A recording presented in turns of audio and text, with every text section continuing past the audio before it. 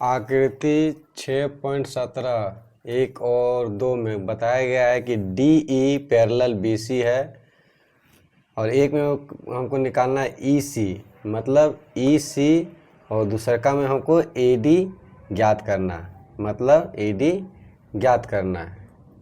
ये वाला पार्ट पहला का हल देखते हैं, क्योंकि यहाँ पर देखिए कि D E parallel B C है तो हम कह सकते हैं ए डी बटे डी बी इसके इक्वल टू ए ई बटे ई सी। क्यों? क्योंकि बी पी टी द्वारा, बेसिक प्रोपोर्शनलिटी थ्योरम द्वारा। क्यों? क्योंकि बी पी टी क्या बोलता है? आधारभूत समानुपातिकता प्रमेय बोलता है कि जब दो मतलब D E parallel B C होगा तो ए डी बटे डी बी इसके इक्वल टू ए ई बटे ई सी लिखते हैं, क्योंकि थेल्स थ्योरम है इसीलिए बी पी टी लिख दिया शॉर्ट में। तो 1/1.5 और ए डी का मान दिया हुआ है और डी बी का 3 मान दिया है, ए ई का मान 1 दिया हुआ है और ई सी का हमको ज्ञात करना है। इधर दोनों का किए क्रॉस मल्टीप्लाई कर दिया, ऐसे तिरछा गुना क्रॉस मल्टीप्लाई दिखा रहे हैं, ऐसे क्रॉस मल्टीप्लाई किए। तो क्रॉस मल्टीप्लाई करने के बाद क्या हुआ? ई सी इंटू 1.5 इसके इक्वल टू 1 गुना 3, ई सी इक्वल टू सब इधर क्या हो जाएगा 1 गुना 3 और ये जो पॉइंट है पॉइंट उड़ाएं ऊपर चल गया 10, तो कैसे कटा? 3 पचे 15 और 5 दूनी 10, तो कितना आंसर निकला? 2 सेंटीमीटर ही हो गया आंसर। आप क्वेश्चन नंबर 2 का हल देखते हैं, क्योंकि D E parallel B C है। जब D E parallel B C है तो हम कह सकते हैं कि ए डी बटा डी बी और ए ई बटा ई सी।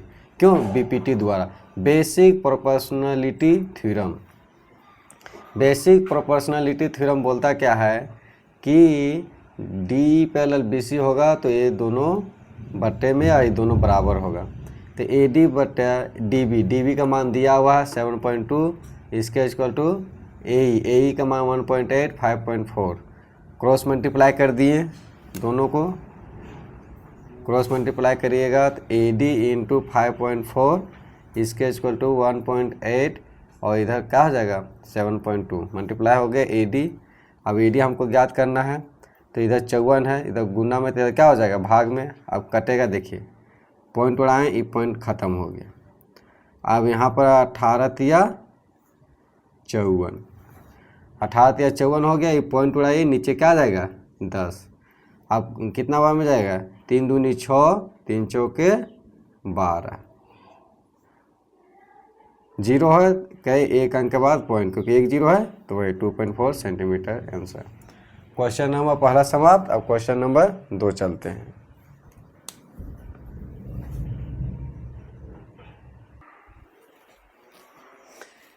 कि यहाँ पर क्या दिया हुआ है? त्रिभुज पी क्यू आर में दिया हुआ है कि पी क्यू और पी आर क्रमशः ई और एफ पर स्थित हो। ई और एफ पर स्थित है। निम्नलिखित में से स्थिति के लिए, जो निम्नलिखित स्थिति बताइए कि E F parallel Q R है।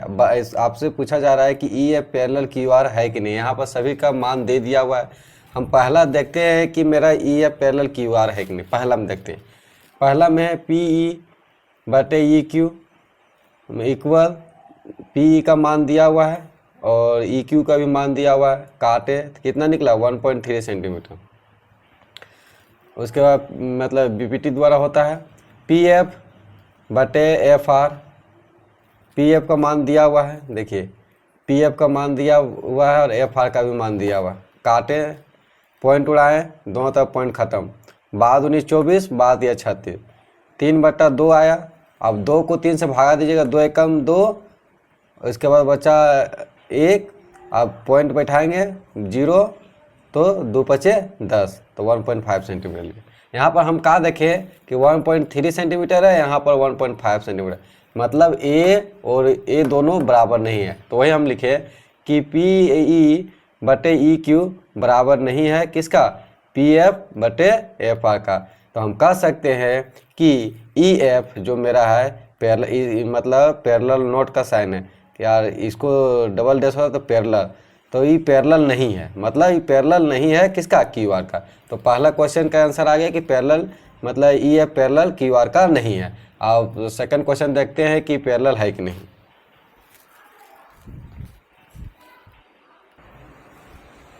अब क्वेश्चन नंबर 2 में देखते हैं कि दिया हुआ, आप क्वेश्चन नंबर 2 देखते हैं कि पैरेलल है कि नहीं।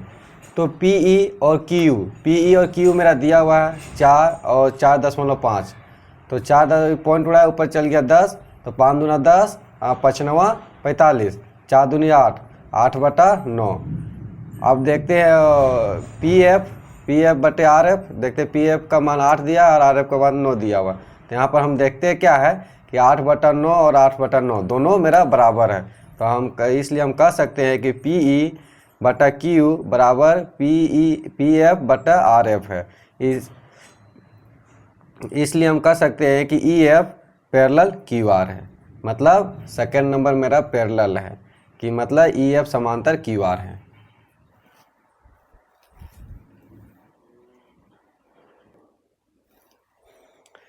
तीसरा नंबर देखते हैं कि मेरा EF पैरेलल QR है कि नहीं। मेरा तो गिवन सब पॉइंट दिया हुआ है, PQ भी दिया हुआ है, यहाँ से यहाँ तक दिया है, PQ भी दिया हुआ है, PR भी दिया हुआ है और PE दिया हुआ है और PF दिया हुआ है।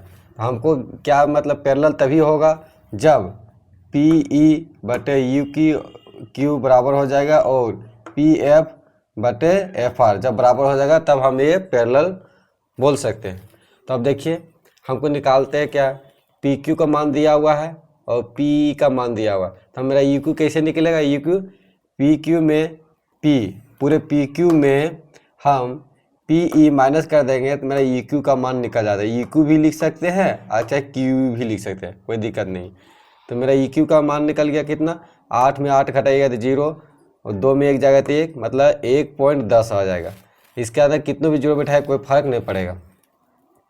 अब PR निकालते हैं, PR का मान दिया हुआ है 2.56 और PF का मान दिया हुआ है 0.36।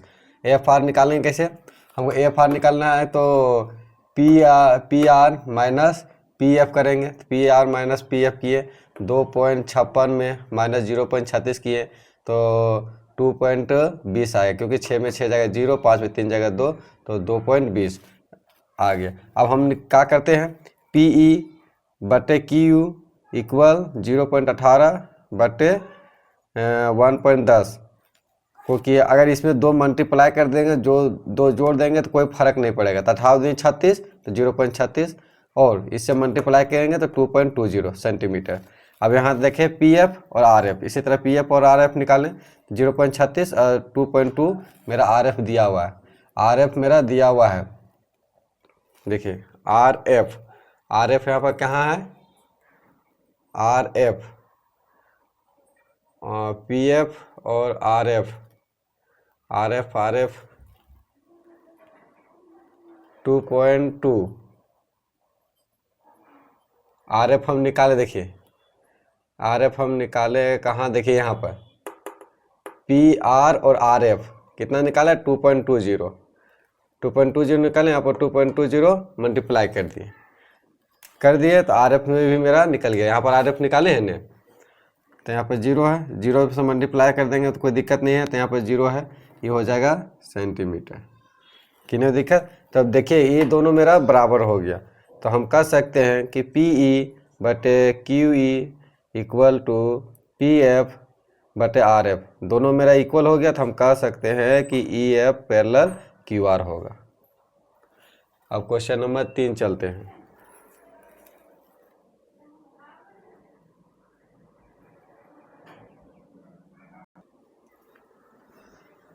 फिगर में दिया हुआ है कि LM पैरेलल CB का है, CB और LN पैरेलल CD का है। तो हमको सिद्ध करना है कि AM बटे AM बटे पूरे के AB और AN बटे AD, मतलब AN बटे पूरे का AD हमको सिद्ध करना है।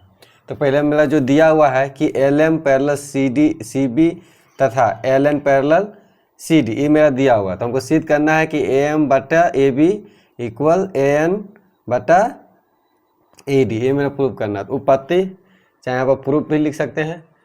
चूँकि LM पैरेलल CB है, देखिए LM पैरेलल CB का है, तो हम कह सकते हैं कि ए एल बटे एल सी, ए एल बटे एल सी हम बोल सकते हैं, और ए एम बटे एम बी, इसको समीकरण 1 मानिए, क्यों, बीपीटी द्वारा। तथा A L parallel C D, जब A L N parallel C D है तो हम कह सकते हैं कि ए एल बटे एल सी इसके इक्वल टू ए एन बटे एन डी, ए एन बटे एन डी हम कह सकते, क्यों, बीपीटी द्वारा। तो समीकरण 1 व समीकरण 2 से हम देखते हैं कि देखिए ए एल बटे एल सी दोनों बराबर हो गया, तो हम कह सकते हैं ए एम बटे एम बी और ए एन बटे एन डी। अब इसको रेसिप्रोकल कर दे, मतलब पलट दीजिए, तो पलट दीजिएगा तो ऊपर में ए मतलब एम बी बटे ए एम चल जाएगा और ऊपर में एन डी बटे ए एन चल जाएगा। तो दोनों और एक जोड़ने पर, दोनों एक जोड़ दीजिएगा, इधर भी एक जोड़िएगा, इधर भी एक जोड़िएगा। उसके बाद क्या करना है, एलसीएम लेना है। जब एलसीएम लिए तो M B plus A B मतलब M B plus A B, A M हो गया, और N D plus A N. अब देखिए यहाँ पर देखिए एम बी और ए एम को जोड़िएगा तो टोटल क्या हो जाएगा, ए बी, वही ए बी लिखे, और एन डी और ए एन को जोड़िए क्या हो जाएगा, पूरे ए डी हो जाएगा। इसके तो एलसीएम मतलब दिया हुआ है बटे A M equal to A N, ये तो मेरा दिया हुआ है, मतलब हुआ एलसीएम से। अब इसको पलट दीजिए तो ए एम बटे A B equal to A N बटे ए डी। देखिए हमको वही प्रूव करना था, ए एम बटे ए बी और ए एन बटे ए डी, हैंस प्रूव्ड। मतलब क्वेश्चन नंबर 3 समाप्त हो गया। अब क्वेश्चन नंबर 4 चलते हैं।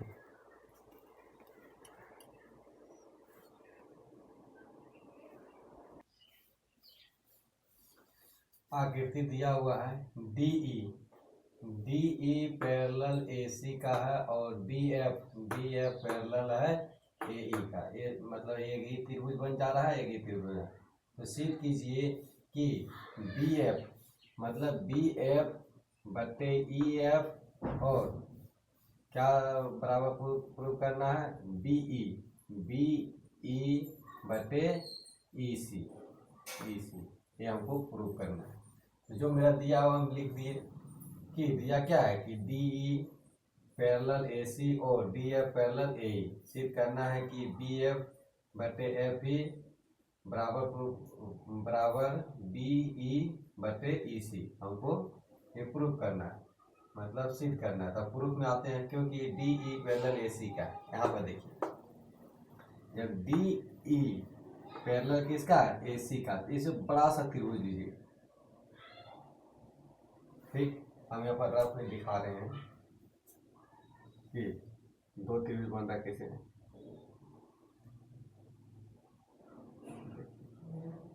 ए बी सी और इसका पैरेलल क्या है, डी ई। फर्स्ट में हमको बोल रहा है क्योंकि डी ई पैरेलल ए सी का है, तो हम कह सकते हैं कि बी डी बटे डी और बी ई बटे ई सी, क्यों, बीपीटी द्वारा, आधारभूत समानुपातिक प्रमेय द्वारा कह सकते हैं, जिसको थेल्स थ्योरम बोलते हैं। थेल्स थ्योरम द्वारा हम कह सकते हैं।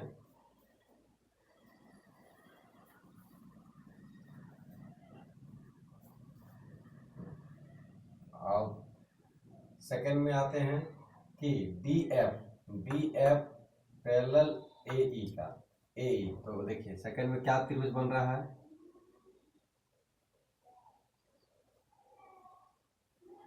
ए बी सी और डी एफ। देखिए डी एफ पैरेलल क्या है, ए सी का। तो हम लिख सकते हैं कि बी डी बटे डी ए और बी एफ बटे क्या, ई एफ, मतलब यहाँ पर बी डी बटे डी एफ और हमको यहाँ पर ए ई, यहाँ पर ई है।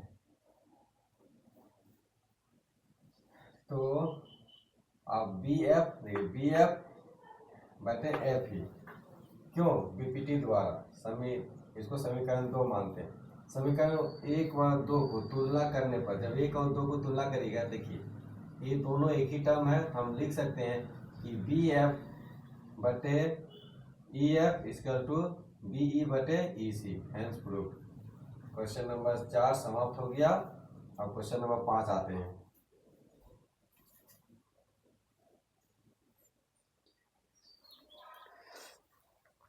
मेरा दिया हुआ है, सिद्ध करना है कि बी एफ बटे एफ ई और बी ई बटे ई सी हमको प्रूफ मतलब सिद्ध करना है। प्रूफ में आते हैं कि जो मेरा दिया हुआ है कि डी ई पैरेलल ए सी, अलग से हम फिगर बना दिए हैं। यहाँ पर देखिए कि ए बी सी में डी ई पैरेलल ए सी मेरा दिया हुआ है, तो हम कह सकते हैं कि बी डी मेरा बी डी बटे डी ए और बी ई बटे ई सी, क्यों, समीकरण 1 बी पी टी द्वारा, तथा डी एफ पैरेलल ए ई, तो हम कह सकते हैं कि बी डी बटे डी ई और बी एफ, बी डी बटे डी ए और बी एफ बटे एफ ई, समीकरण 2 बी पी टी द्वारा। समीकरण 1 या 2 को तुलना करने पर हम देखते हैं क्या कि बी एफ बटे ई एफ, देखिए दोनों बराबर है तो कट जाएगा, तो बचेगा क्या, बी एफ बटे E F equal to B E बटे ई सी, हैंस प्रूफ। अब क्वेश्चन नंबर 5 चलते हैं।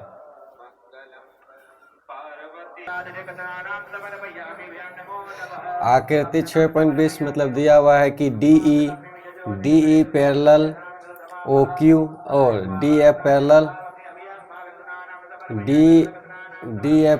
ओ आर है, तो दर्शाइए कि ई एफ मतलब E F parallel Q R हमको सिद्ध करना है। तो दिया हुआ हम लिख दिए, सिद्ध करना है जो लिख दिए कि E F parallel Q R हमको सिद्ध करना है। प्रूफ, क्योंकि D E parallel O Q है, तो हम इसको लिख सकते हैं कि पी डी बटा डी ओ बराबर पी ई बटे ई क्यू, लिख सकते हैं बीपीटी द्वारा, तथा D F parallel O R है, तो हम लिख सकते हैं कि पी डी बटा डी ओ और पी एफ बटे एफ आर। जब ये दोनों बराबर हो गया बीपीटी द्वारा, तो हम इसको देखिए पी डी और डी ओ दोनों कट गया। समीकरण 1 या 2 से हम कह सकते हैं कि पी ई बटे ई क्यू इसके इक्वल टू पी एफ बटे एफ आर बराबर हो गया। तो जब ये देखिए पी एफ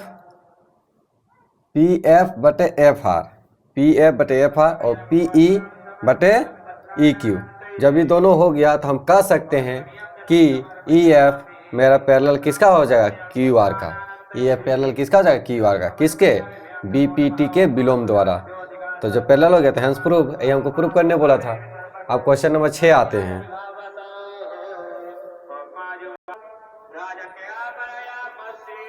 आकृति में दिया हुआ है का कि हमको A B parallel P Q और A C parallel P R मेरा दिया हुआ, दर्शाना है, हमको सिद्ध करना है कि B C parallel Q R है, मतलब B C parallel Q R हमको सिद्ध करना है। तो कैसे करेंगे, पहले त्रिभुज ओ पी क्यू में, त्रिभुज ओ पी क्यू में ये पूरा सा त्रिभुज, इधर जो पार्ट है वो त्रिभुज होते हैं। हम देखते हैं कि A B parallel P Q तो मेरा दिया हुआ है, ए बी पैरेलल क्यू, तो मेरा क्या हो जाएगा, जब A B parallel P Q का है तो ओ ए बटे ए पी लिख सकते हैं, ओ इसके इक्वल टू ओ बी बटे बी क्यू, इसको समीकरण 1 मानिए, क्यों, बी पी टी द्वारा। और त्रिभुज ओ पी आर में, त्रिभुज ये पूरा इधर पाटला त्रिभुज लेना, ओ पी आर में हम देखते हैं कि ए सी पैरेलल पी आर दिया हुआ है, हम लिख सकते हैं कि ओ ए बटे ए पी बराबर ओ सी बटे सी आर, इसको समीकरण 2 मान, समीकरण 1 या 2 से हम कह सकते हैं। देखिए बाएं सब इक्वल है तो इसको हटा दिए, तो क्या किए, ओ बी बटे बी क्यू, देखिए ओ बी बटा बी क्यू और ओ सी बटे सी आर। जब ये मेरा तभी बराबर होगा जब बी सी पैरेलल क्या Q R, B C parallel मेरा क्या हो जाएगा, क्यू आर का, वही B C parallel Q R, यहाँ पर लिख दे बीपीटी का विलोम, हैंस प्रूफ। अब क्वेश्चन नंबर 7 चलते हैं। प्रमेय 6.1 का प्रयोग करते हुए सिद्ध कीजिए कि एक त्रिभुज की भुजा के मध्य बिंदु से होकर दूसरी भुजा के समांतर खींची गई, मतलब दूसरी भुजा के समांतर खींची गई है, तो तीसरी भुजा समद्विभाजित कहते हैं, मतलब तीसरी भुजा समद्विभाजित कहते हैं। तो हमको क्या दिया हुआ, त्रिभुज ए बी सी में डी ए बी का मध्य बिंदु है तथा D E parallel B C मेरा दिया हुआ, हमको सिद्ध करना है कि ए सी का मध्य बिंदु है। प्रूफ, क्योंकि डी क्या है, ए बी का मध्य बिंदु है, तो हम कह सकते हैं कि ए डी बराबर डी बी। जब ए डी बराबर डी बी है तो इसको इधर आए तो बट्टे में हो जाएगा, भाग में, तो यहाँ पर क्या हो जाएगा 1 हो जाएगा। इसको मतलब 1 से गुना करें तो कोई फर्क नहीं पड़ता, इसको समीकरण 1 मानिए। अब चूँकि D E parallel B C, चूँकि D E parallel B C में दिया हुआ था, हम कह सकते हैं कि ए डी बटा डी बी और ए ई बटा ई सी, समीकरण 2 माने बीपीटी द्वारा। समीकरण 1 2 से हम कह सकते हैं ये दोनों पार्ट खत्म हो गया, तो हम कह सकते हैं कि ए ई बटे E C equal to 1, cross multiply किए तो मेरा देखेगा कि ए ई बराबर ई सी, मेरा दोनों बराबर हो गया, तो हम कह सकते हैं ई ए सी का मध्य बिंदु है। हैंस प्रूफ, ये हमको प्रूफ करना था। अब आते हैं question number 8।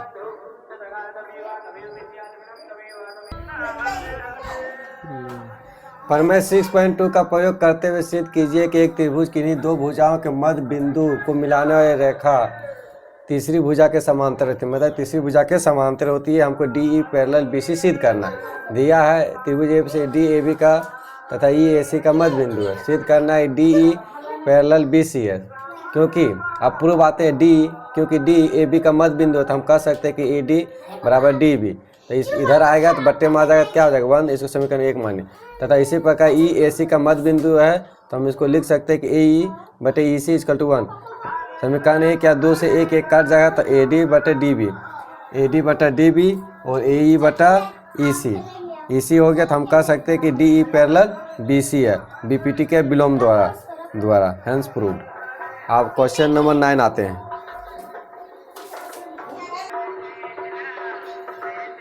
A B C D एक समलंब है जिसमें A B parallel D C, A B parallel D C तथा इसके विकर्ण परस्पर बिंदु ओ पर प्रतिच्छेद करती है। दर्शाई कि ए ओ बटे बी ओ बराबर सी ओ बटे डी ओ, मतलब प्रूव करना है। तो सी दिया है कि ए बी सी डी एक समलंब है तथा A B parallel D C तथा ओ ए सी तथा बी डी, देखिए बी डी को प्रतिच्छेद बिंदु है। तो सिद्ध करना है कि ए ओ बटे बी ओ और सी ओ बटे डी ओ हमको प्रूव करना। तो रचना करते हैं ओ ई पैरेलल ए बी और सी डी बनाई, हम लोग रचना किए। पूर्व त्रिभुज ए डी सी में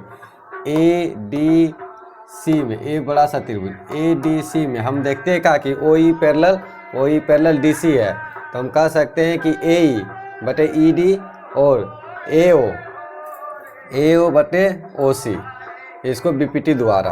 आप त्रिभुज ए बी डी में हम लोग देखते हैं कि ओ ई पैरेलल ए बी, तो ए ई बटे E D equal to B O बटे डी ओ लिख सकते हैं बीपीटी द्वारा। समीकरण 1 या 2 से हम कह सकते हैं, देखिए ए ई बटे ई डी, ये दोनों बराबर है, तो हम इसको लिख सकते हैं कि ए ओ बटे ओ सी और बी ओ बटे डी ओ, और ए ओ बटे बी हो गया, इसको क्रॉस मल्टीप्लाई कर दीजिए, इसको इधर ले आए, इसको वो सीधा चल जाए, ओ सी या सी ओ सी को सी ओ भी लिख सकते हैं। तो यहाँ पर क्या हुआ कि ए ओ बटे बी ओ इस बराबर सी ओ बटे डी ओ प्रूव हो गया। अब क्वेश्चन नंबर 10 आते हैं।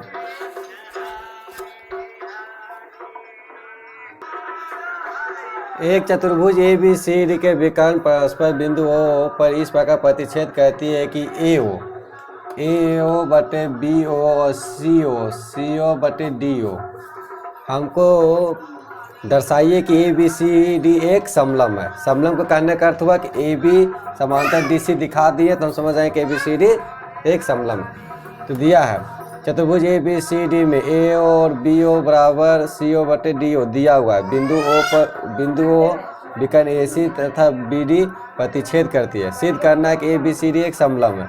रचना द्वारा ओ ई पैरेलल ए बी खींची। प्रूफ में ओ ई पैरेलल ए बी है। ओ ई पैरेलल किसका है? ए बी का। तो हम यहाँ पर देखते हैं ओ ई पैरेलल ए बी का है, तो ए ई बटे ई डी और बी ओ बटे डी ओ समीकरण 1 किसका बीपीटी द्वारा। और यहाँ पर दिया हुआ है का ए ओ बटे बी ओ बराबर सी ओ बटा डी ओ, ये मेरा दिया हुआ है। इसको क्रॉस मल्टीप्लाई किए तो ए ओ बटे सी ओ आ गया और बी ओ बटे डी ओ, समीकरण 2 मानिए। यहाँ पर क्या देखते हैं कि समीकरण 1 या 2 से मेरा बी ओ बटा डी ओ दोनों बराबर हो गया, तो हम कह सकते हैं ए ई बटा ई डी और ए ओ बटा सी ओ बराबर हो गया। तो हम कह सकते हैं जब बराबर हो गया तो हम कह देखिए ए ई बटा ई डी और ए ओ बटे सी ओ, जब ये दोनों बराबर हो गया तो हम कह सकते हैं कि ओ ई पैरेलल सी डी का हो गया, सी डी या डी सी बोल सकते हैं। लेकिन हम कहा कि ये तो पैरेलल हो गया और ओ ई पैरेलल ए बी रचना द्वारा पैरेलल है। जब ये ए पैरेलल इसका हो गया, ए पैरेलल इसका हो गया, तो मेरा ए भी पैरेलल डी सी भी होगा। तो हम कह सकते हैं कि ए बी सी डी एक समलंब है। चैप्टर समाप्त हो गया 6.2।